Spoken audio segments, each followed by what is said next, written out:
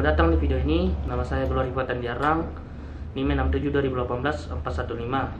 Dan saya John Detrik Touring Runduk Padang, NIM 67 2018 353. Kami dari Universitas Kristen Satya Wacana dan sama-sama dari Fakultas Teknologi Informasi. Jadi di dalam video ini kami akan menampilkan video tentang kearifan lokal dari suku Toraja. Nah, di dalam video ini juga kami akan mewawancarai salah satu seseorang pemandu wisata. Dari itu kita lanjut saja ke video wawancaranya. Selamat pagi. Terima kasih atas waktunya yang sudah dikasih. Di sini kami mewawancarai Bapak tentang kearifan lokal yang ada di Toraja. Namun sebelum itu kami ingin memperkenalkan diri. Saya John Detrik Touring Runduk Padang. Kami dari Universitas Kristen Satya Wacana Salatiga. Dan ini teman saya Glory Fatan Diarang. Nah, ini kalau Bapak bisa memperkenalkan diri. Saya Tinting. Ya. Nah, di sini pertanyaan pertama itu kami mau tanya soal tongkonan. Menurut Bapak itu tongkonan itu kan rumah adatnya Toraja, ya kan? Nah, Bapak bisa jelaskan tentang apa itu tongkonan, kegunaannya dan nilainya mungkin? Kalau menurut saya, Ya. tongkonan itu adalah rumah leluhur orang Toraja. Dan tongkonan itu biasa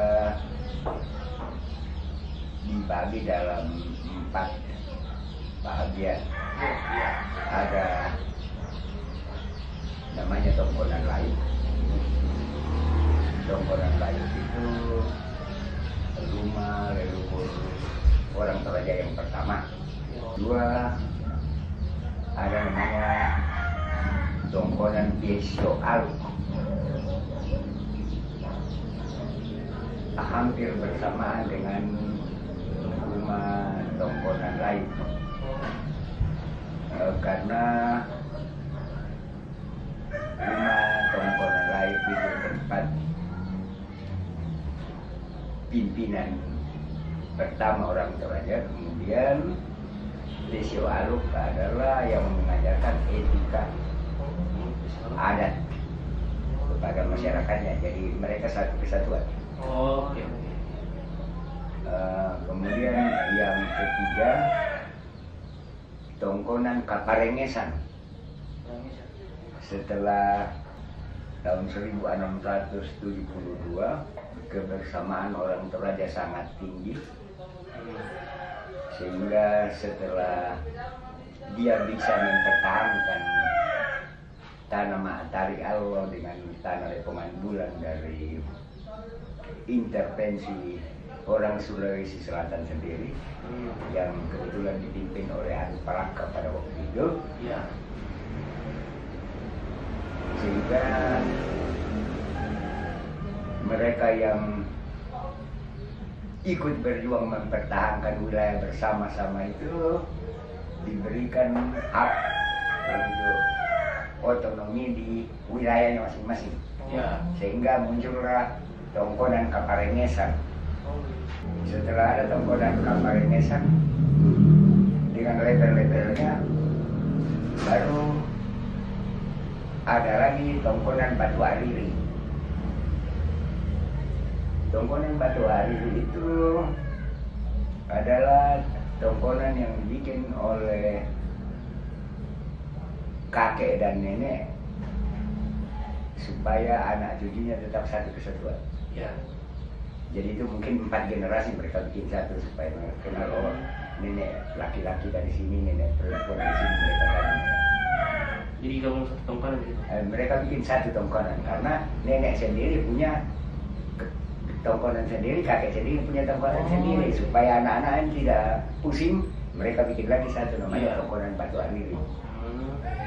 Tapi kalau tongkonan Batu Ariri itu tidak punya jabatan, belum punya jabatan. Ya. Artinya Dia bentuk rumah Toraja tapi belum punya jabatan, tidak seperti Tongkonan kan selalu ada eselonnya kira-kira ya. Oh iya. Nah, itu terjadi. Kan ini Tongkonan itu kalau dilihat itu di bagian depan kan biasa ada tanduk yang dipasang. Itu kalau tidak salah tanduk itu dipasang dari bawah ke atas ya? Dari bawah ke atas. Itu fungsinya tanduk dipasang itu apa? Itu mengingatkan kepada kita makin banyak tanduk kerbau di situ,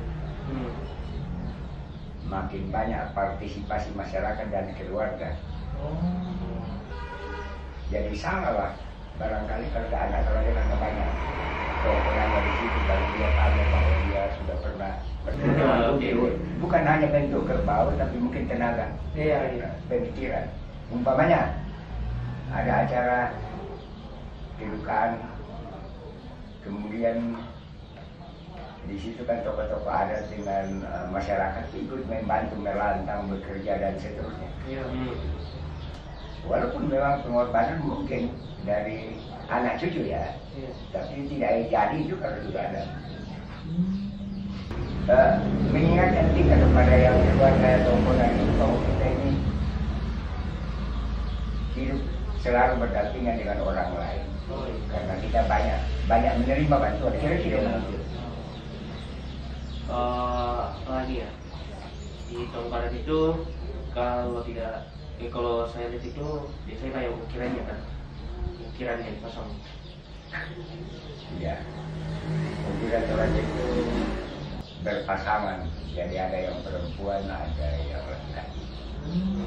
Ada umpamanya matahari itu laki-laki, bulan itu perempuan, contoh. Kalau bintang itu perempuan, kilat itu laki-laki, contoh seperti itu. Kalau kita cerita ukiran tidak selesai dalam 6 bulan barangkali. Saya juga bukan pakarnya tapi rumit karena yang mereka hanya bagi bahwa ukiran Toraja itu terbagi 3. Sifat penyesuaian manusia Toraja dengan benda langit, antara lain bulan, bintang, kilat, awan dan seterusnya. Sifat penyesuaian manusia Toraja dengan tumbuhan. Apakah tangke lumuk, padon, lau dan seterusnya ya, padon polu. Kemudian sifat penyesuaian manusia Toraja dengan insek maupun ternak, dan Pak Telong, dan Pak Bobowai dan seterusnya, Pak Aradena. Dan ada juga sifat penyesuaian manusia Toraja menggambarkan karya manusia itu sendiri. Seperti Pak Kapu Baka Anyaman, Pak Adam yang benda-benda keris itu. Tongkonan sebagai kearifan lokal, kita mengarah lagi ke upacara, yaitu salah satunya Mak Nenek. Kalau Mak Nenek itu, kalau menurut pemahaman saya, tapi saya tidak terlalu paham sebenarnya, karena biasanya yang mereka lakukan biasa di daerah Pangala ke atas,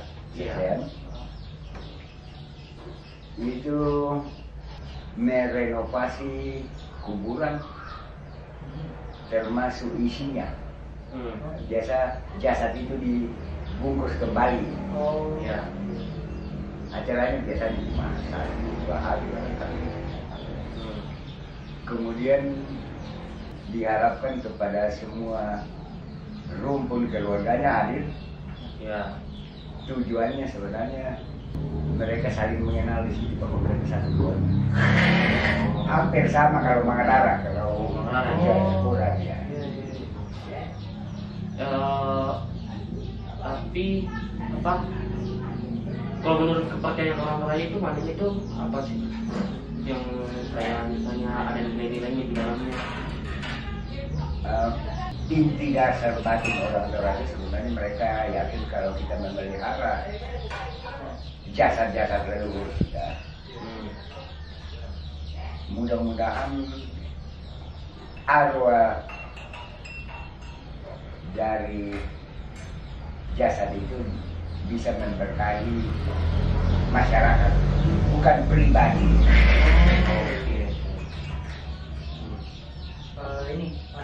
pertanyaan terakhir. Ya. Kan di Toraja ini ada banyak tradisi kayak nenek atau segala macam itu. Kira-kira di itu adakah kayak tradisi yang berubah pelaksanaannya? Itu misalnya kalau bisa. Jadi begini, gampang. Iya. Kalau tahun 71 barangkali ada undang-undang perkawinannya. Oh iya. Nah, manusia sekarang cinta itu kawin dengan orang Bugis, kawin orang Jawa, kawin dengan orang Sumatera, kawin orang Belanda, kawin orang Amerika. Ya. Tentu anak cucunya berapa budaya. Itu mempengaruhi. Kedua, hak asasi. Agama maupun perkawinan, hak asasi. Kita setuju hak asasi. Tapi itu mempengaruhi budaya Toraja yang lama. Karena budaya Toraja yang lama kan, jadi mereka selalu menggabungkan bahwa mereka emas, besi, perak dan kayu. Tapi karena cinta ya tidak ada. Mungkin masih ada di batinnya, tapi masih ada. Ya. Nah, syukur undang-undang negara kita mengatakan ya cinta dan agama agama semua apalagi. Jadi kita juga kan ya, anak Toraja ini banyak juga yang Muslim, banyak yang lain-lain ya mau apa lagi. Itulah yang mungkin mempengaruhi budaya Toraja dulu ya. Iya. Ya. Kan Tapi dulu itu salah satu agama ya. Ya. Itu dulu gitu. ya, Ya, terima kasih kita. ya, ya oke. Salam. Kearifan lokal suku Toraja berubah-ubah dari masa ke masa, di mana pada masa modern ini budaya juga membaur dengan pola hidup modernisasi. Walaupun adanya perubahan dalam proses budaya, suatu aturan awal budaya harus dan akan selalu dilakukan. Semua itu dilakukan untuk mempertahankan budaya yang ada, karena budaya merupakan suatu cara hidup untuk berkembang yang diturunkan dari generasi ke generasi.